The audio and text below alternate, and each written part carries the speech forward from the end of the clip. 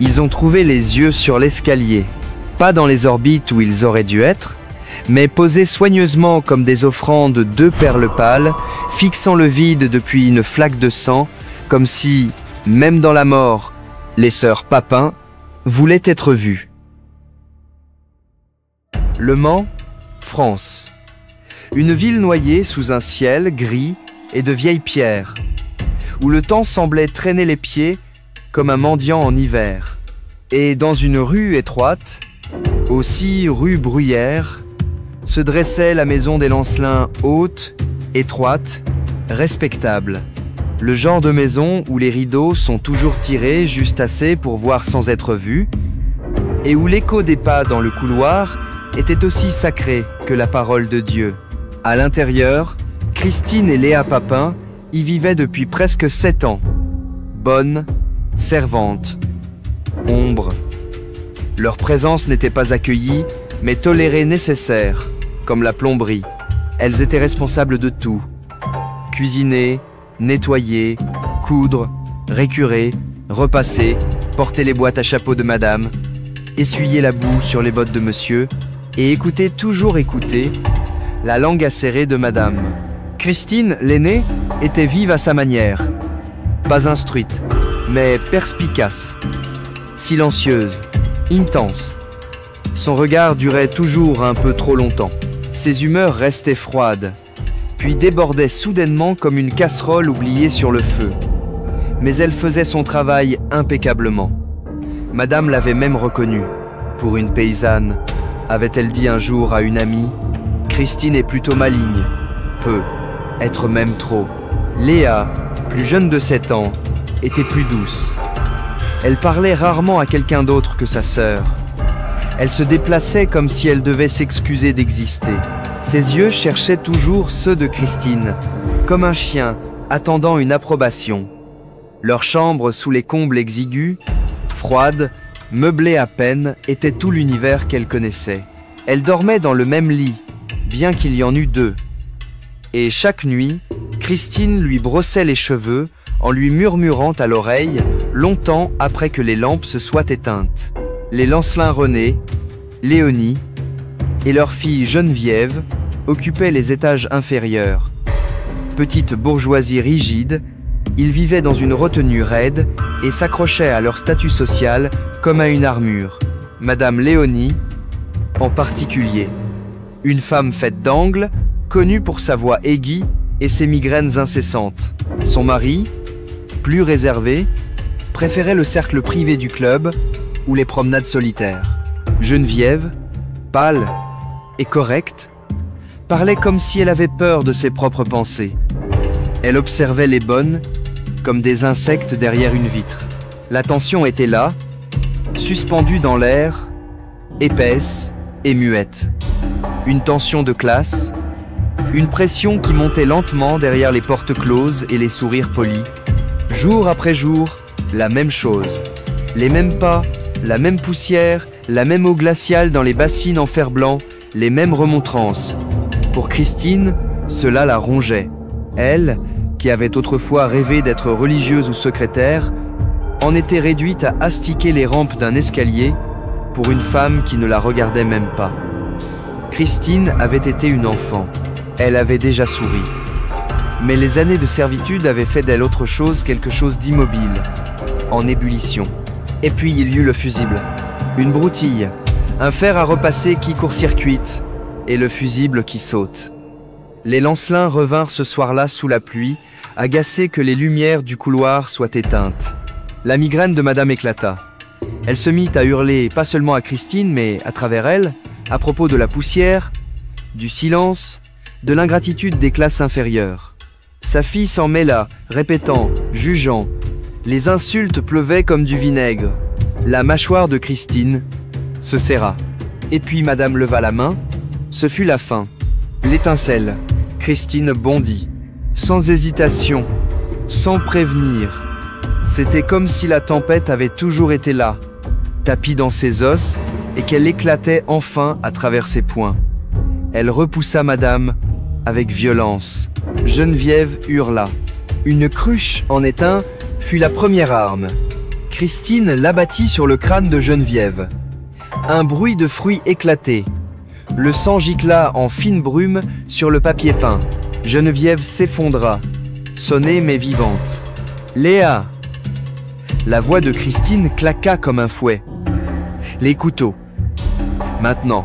Et Léa obéit, comme un rite, comme quelque chose souvent répété dans des rêves. Des lames de cuisine, de l'acier froid dans des mains brûlantes. Elles poignardèrent, lacérèrent, elles arrachèrent. Les yeux furent crevés à main nue, d'abord ceux de Madame, puis ceux de Geneviève. Les dents éclatèrent comme du verre. Geneviève tenta de ramper, gémissante, une main tendue, mais Léa la plaqua comme un insecte, en murmurant « Christine m'aime !» avant d'abattre la lame encore. Et encore, elles ne s'arrêtèrent pas une fois les femmes mortes, elles mutilèrent. 30 blessures au visage, les jambes défigurées, les crânes étaient pâteux, noirs de sang. L'horloge de la salle à manger s'arrêta à 18h30. La maison était silencieuse.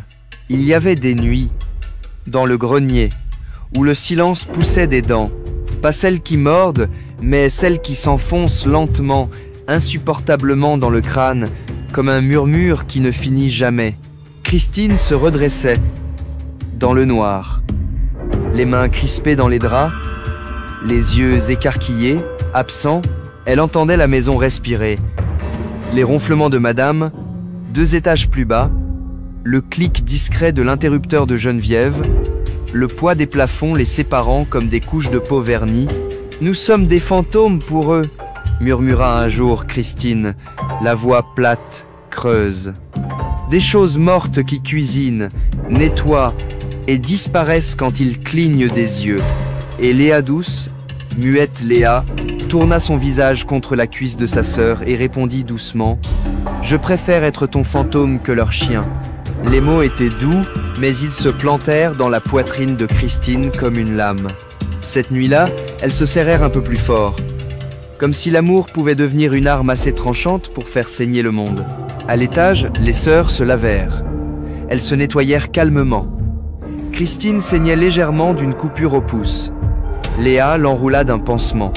Elles se glissèrent dans leur lit, toujours nues, et tirèrent les couvertures sur elles comme des enfants se cachant du tonnerre. En bas, les cadavres refroidissaient dans des mares de sang grandissantes. René Lancelin rentra ce soir-là et trouva les portes verrouillées de l'intérieur. Pas de réponse. Le soupçon devint peur. On appela la police. Ils forcèrent l'entrée. Et ce qu'ils découvrirent dans le salon fit vomir un agent sur place. Les femmes étaient méconnaissables.